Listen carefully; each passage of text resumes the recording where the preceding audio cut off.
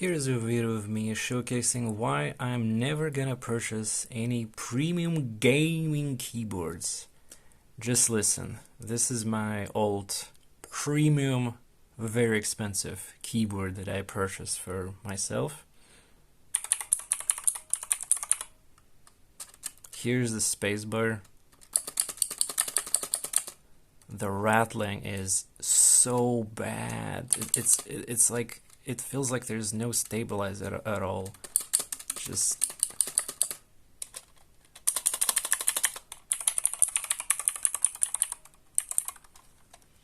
yeah. So this keyboard also is non-hot swappable, not moddable pretty much. So yeah. And here's my first custom keyboard. And listen how it sounds.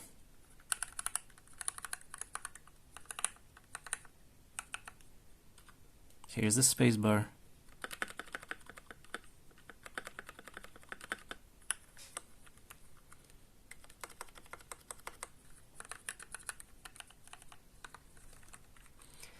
And these keyboards have looped switches, good stabilizers, moddable. You can put foam inside the case.